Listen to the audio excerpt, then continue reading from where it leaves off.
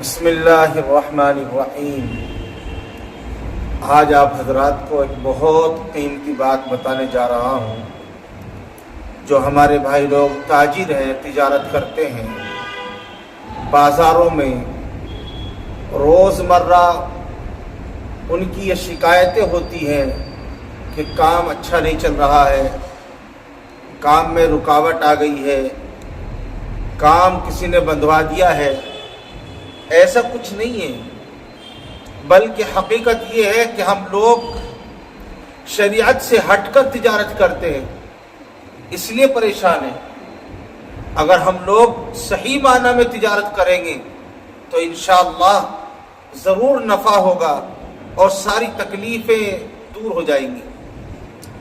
جس طرح حضرت سیدنا عثمان بن عفان رضی اللہ تعالیٰ عنہ کے تعلق سے آتا ہے کہ جب آپ مکہ مکرمہ سے مدینہ منورہ ہجرت کر کے تشریف لے گئے، اس وقت آپ کے پاس صرف ایک تلوار تھی اور کچھ نہیں، لیکن صحابہ نے دیکھا کہ آپ مدینہ منورہ میں چند دنوں میں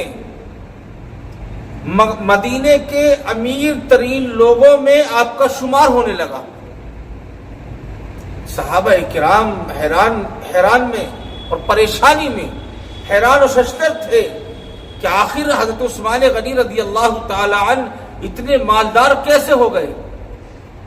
چنانچہ آتا ہے کہ لما سئل عثمان بن عفان رضی اللہ عنہ کہ حضرت عثمان بن عفان رضی اللہ عنہ سے پوچھا گیا کہ آپ کی مالداری کا راز کیا ہے، تو حضرت عثمان بن عفان رضی اللہ تعالیٰ عنہ نے کچھ باتیں عرض کی ہیں، وہ میں آپ حضرات کے سامنے بتاتا ہوں۔ ارشاد فرمایا کہ میں تجارت کرتا ہوں، تجارت میں میرے 5 اصول ہیں،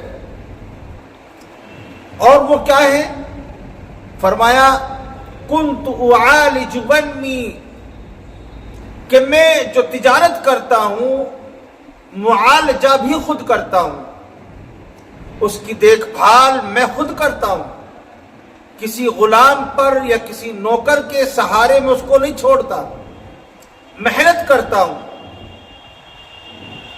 اور اس کے ساتھ ساتھ اگر کوئی کم سامان لینے کے لیے آتا ہے تو میں اس سامان کو اس کو بھی دیتا ہوں تاکہ میری تجارت پھلے اور پھولے۔ اور آگے فرمایا ولا ازدری ربحا، میں تھوڑے نفع کو نہیں دیکھتا، مجھے تھوڑا سا نفع مل جائے کسی سامان پر میں فوراً دے دیتا ہوں۔ ایک اصول میرا یہ ہے ولا اشتری به شیخا، میں پرانی چیز نہیں خریدتا، ہمیشہ لیٹسٹ مال اور جو مارکیٹ میں آنے والا ہے ایسا مال میں خریدتا ہوں۔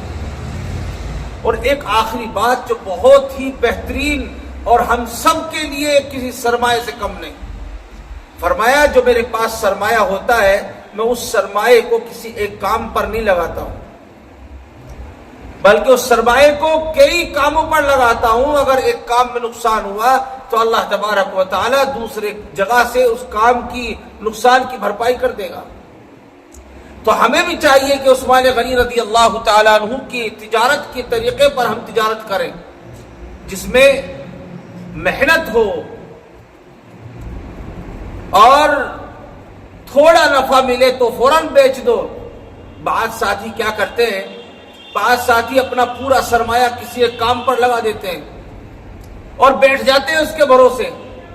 کوئی ہوٹل میں گھسا ہوا ہے تو ہوٹل میں ہی ہے، اپنے بچے بھی، اپنے بھائی بھی اور خود بھی اسی ہوٹل میں گھسا ہوا ہے۔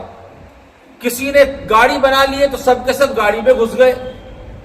ایسا نہیں، بلکہ انسان کو اپنے سرمایہ کو کئی جگہ پر تقسیم کرنا چاہیے اور خوب محنت کرنی چاہیے۔ حضرت عثمان غنی رضی اللہ تعالی عنہ مالدار ایسے نہیں ہوئے، بلکہ انہوں نے محنت کی ہے، تگ و دو کی ہے، زیادہ نفع کو نہیں دیکھا، اپنے مال کو کئی جگہ پر کئی کاموں پر لگایا۔ اسی وجہ سے حضرت عبداللہ بن مسعود رضی اللہ تعالیٰ عنہ فرماتے ہیں من کان مستنن فلیستن بمن قد مات، کہ اگر تم اپنی کوئی منزل حاصل کرنا چاہتے ہو تو ایک نصب العین بنانا پڑے گا، اور نصب العین ان لوگوں کا نصب العین ہونا چاہیے جو دنیا سے جا چکے ہیں، اور وہ صحابہ ہیں جن کا راستہ ہمارے لیے نصب العین ہے، جن کے اخلاق ہمارے لیے کامیابی ہے، جن کی سیرت ہمارے لیے کامیابی ہے، جن کی تجارت ہمارے لیے کامیابی ہے، جن کے اخلاق ہمارے لیے کامیابی ہے۔ ایسا نہیں ہونا چاہیے کہ ہم تجارت کریں تو اخلاق بھول جائیں، معاملات بھول جائیں، معاشرتی زندگی بھول جائیں، تجارت میں لگ کر اللہ کے احکامات بھول جائیں۔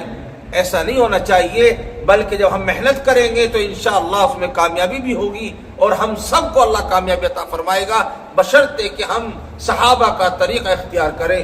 اللہ پاک ہم سب کو عمل کی توفیق نصیب فرمائے۔ وآخر دعوانا الحمدللہ رب العالمین۔